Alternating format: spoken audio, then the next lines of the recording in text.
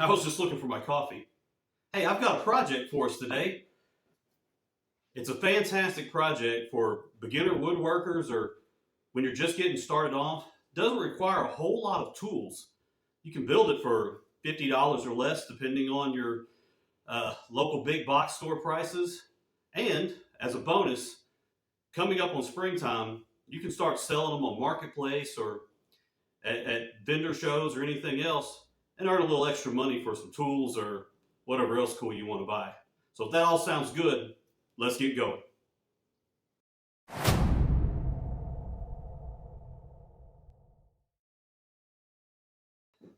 So what we're going to be building today is a large cedar planter box raised up with the shelf on the bottom. Now, like I said, these are great projects for beginners and they don't cost a lot to get into. Now, we're going to be using 11 cedar pickets, 5.5 inches wide, 6 foot long. They come easy to get at your favorite Big Orange or Big Blue box store. Now for me, I don't know about where you live, but for me, those two stores are right across the street from each other. So if one happens to be out of something, it's real easy to run across the street and check at the other place. But I wanted to share a project that was great for me getting started, and I was able to make a decent amount of money off these things. They come in a lot of different sizes, but we're going to do the large one, and here in a few minutes I'll tell you why. But 11 cedar fence pickets. The first thing I like to go through and do is get all these staples off the ends of these things. They're a pain in the rear end, and you can just trim them off, but in case you make a miscut, I like to save every little inch of these things I can. So I'm going to get that taken care of first.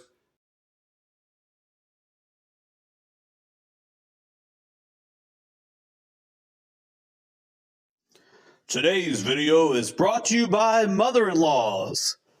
Mother-in-laws, proudly judging you since day one. Now we're going to spend some time at the miter saw and the table saw getting all these cut down into measurements. Now hopefully you have a miter saw and a table saw, which certainly does make this easier.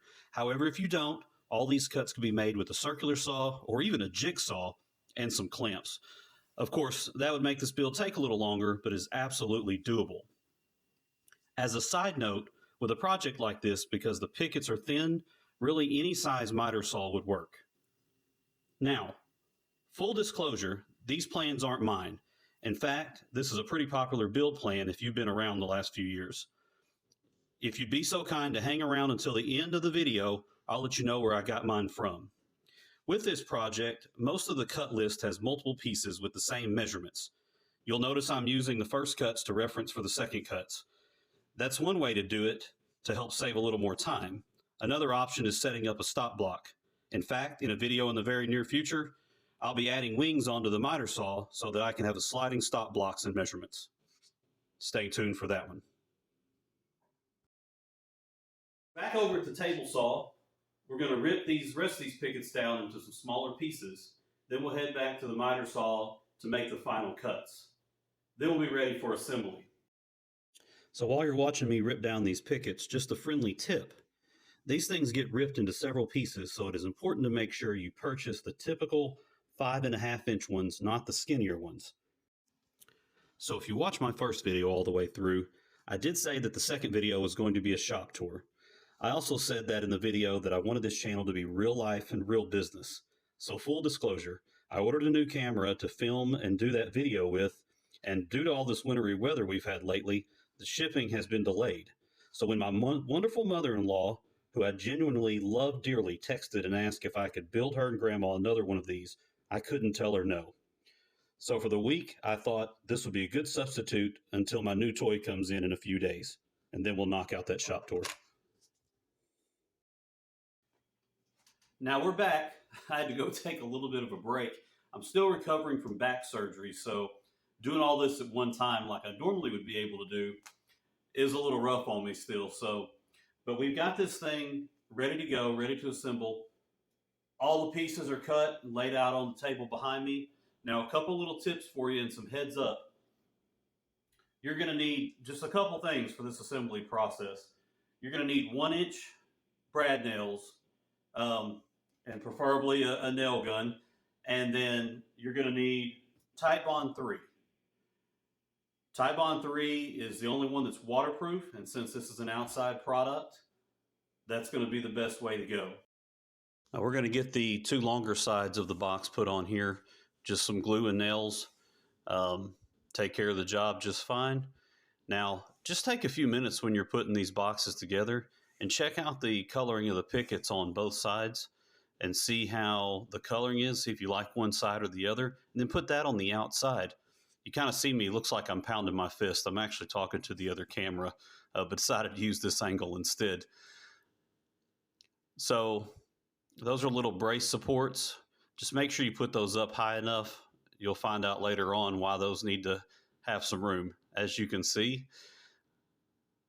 So now we're going to put on the other half of the legs. Now, it's a small area to hit with your nails, so you may have a little pop out until you get used to doing it, and that's okay. Just snip them off and kind of nail them or hammer them back in. It'll be fine.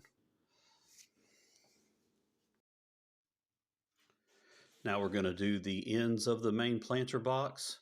Now, if you make your legs square enough and you're lucky, you can stand these up on end like this.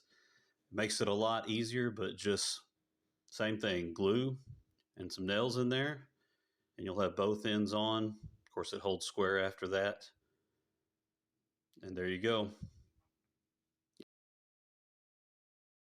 So now we're at the part where we just need to put in the bottom of the main box. And so that's as simple as just putting the slats in.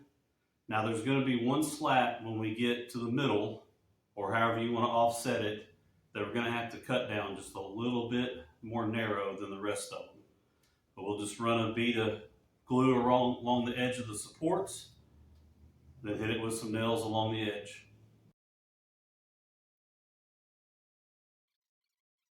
So you can see me looking at this support piece I was telling you about just a few minutes ago, and I had to raise it up a little bit because I didn't leave myself enough room to run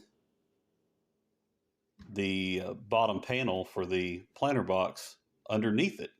So now you can see it fits, and you'll see that we have the one here that we've got to kind of trim down. Now, once this is all in, you get it nailed. It's also a great idea to drill a few water drain holes in the bottom of the box bed here.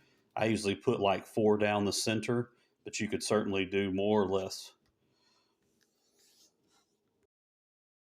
All right, now we're taking care of this bottom shelf. Now, I like to use 3-inch spacer blocks. You'll see a little piece of 2x4 I have underneath there. You can certainly use whatever size spacer you'd like to make the shelf or as high or as low as you personally want to do it. I've done a few different heights, and I just like the 3-inch. And of course, use them on each side so you can make sure you're level all the way across. But once you get your supports all the way around, then you're just going to put in your bottom slats. Now, you'll see here in just a second that you're going to have a couple options. You can either gap these out evenly to where they fit, or you can cut a small slither to go in between, the two final ones if you want to push all the other ones tight. I like to gap mine out, give a little bit of room. And there we go, getting it finished nailed. What we've got left is just putting the top trim pieces on. You're going to 45-degree angle miter each end and make sure they measure out and fit real well. I do want to give a shout out real quick. I said I was going to let you know where I got the plans for this particular build at, and they came from Who's the Voss.